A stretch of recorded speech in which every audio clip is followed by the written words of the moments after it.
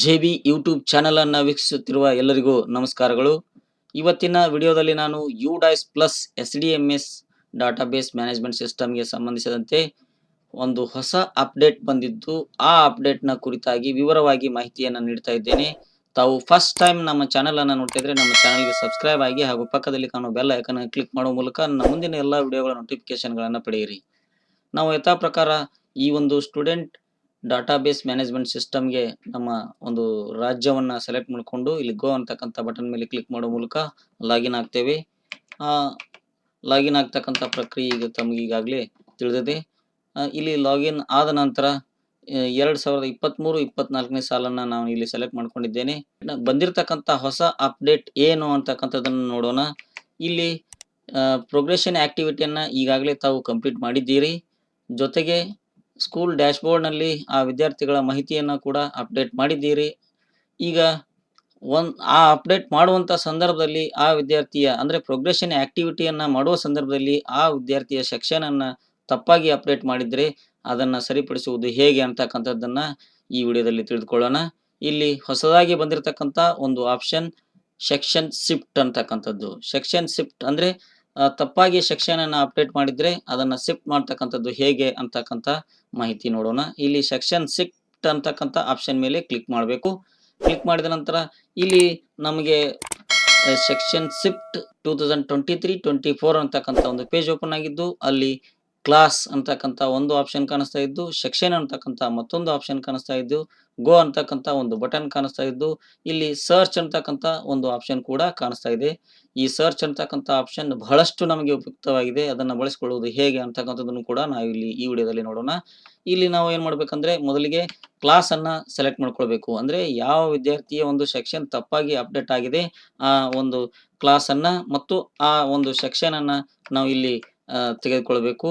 ಈಗ ನಾನು ಉದಾಹರಣೆಗಾಗಿ ತಮಗೆ ಒಂದು ಮಾಹಿತಿಯನ್ನ ತೋರಿಸ್ತಾ ಇದ್ದೇನೆ. ಇಲ್ಲಿ ಸೆಕ್ಷನ್ ಅನ್ನ ಸೆಲೆಕ್ಟ್ ಮಾಡ್ಕೊಂಡ ನಂತರ ಗೋ ಅಂತಕ್ಕಂಥ ಬಟನ್ ಮೇಲೆ ಕ್ಲಿಕ್ ಮಾಡಬೇಕು.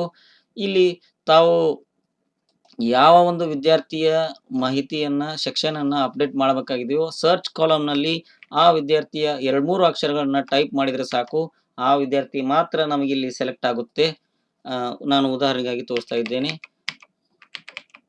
ಇಲ್ಲಿ ಒಬ್ಬ ವಿದ್ಯಾರ್ಥಿಯ ಹೆಸರನ್ನ ಇಲ್ಲಿ ಟೈಪ್ ಮಾಡಿದಾಗ ಕೇವಲ ಆ ವಿದ್ಯಾರ್ಥಿ ಮಾತ್ರ ನಮಗೆ ಇಲ್ಲಿ ಕಾಣಿಸ್ತಾ ಇದ್ದು, ಇಲ್ಲಿ ಆ ವಿದ್ಯಾರ್ಥಿ ಸೆಕ್ಷನ್ ಎ ನಲ್ಲಿ ಇದ್ದು ಆ ವಿದ್ಯಾರ್ಥಿ ಸೆಕ್ಷನ್ ಬಿ ಗೆ ಹೋಗ್ಬೇಕಾಗಿದೆ ಅನ್ನೋದು ಅನ್ಕೊಳ್ಳೋಣ ಅಥವಾ ಹೋಗಬೇಕಾಗಿದೆ.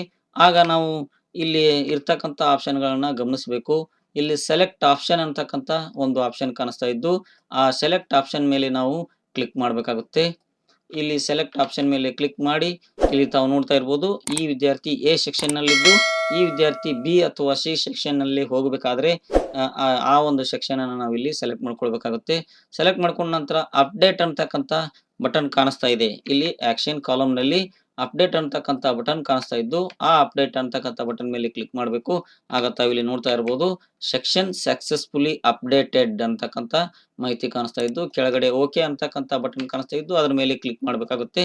ತಾವು ಈಗ ನೋಡಬಹುದು ಆ ವಿದ್ಯಾರ್ಥಿ ಬಿ ಸೆಕ್ಷನ್ಗೆ ಹೋಗಿದ್ದಾನೋ ಇಲ್ಲೋ ಅಂತಕ್ಕಂಥದ್ದನ್ನು ನೋಡೋದಾದ್ರೆ ಅಲ್ಲಿ ಬಿ ಸೆಕ್ಷನ್ ಅನ್ನ ಸೆಲೆಕ್ಟ್ ಮಾಡ್ಕೊಳ್ಬಹುದು. ಸೆಲೆಕ್ಟ್ ಮಾಡ್ಕೊಂಡಾಗ ತಾವು ನೋಡ್ತಾ ಇರಬಹುದು ಈಗ ಆ ವಿದ್ಯಾರ್ಥಿ ಬಿ ಸೆಕ್ಷನ್ಗೆ ಬದಲಾಗಿದೆ.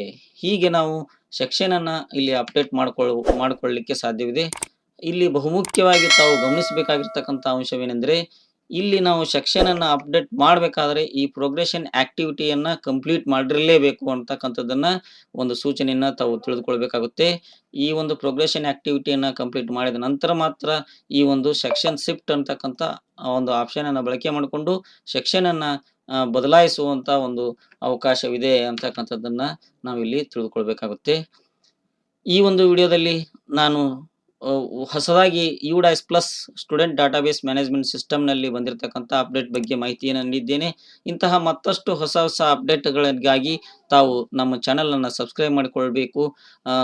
ಮುಂದಿನ ವಿಡಿಯೋಗಳಲ್ಲಿ ತಾವು ಬಹಳಷ್ಟು ಮಾಹಿತಿಯನ್ನು ತಿಳಿದುಕೊಳ್ಬಹುದು ಅಂತಕ್ಕಂಥ ಒಂದು ಮಾಹಿತಿಯನ್ನು ನೀಡ್ತಾ ಇದ್ದೀನಿ. ಧನ್ಯವಾದಗಳು.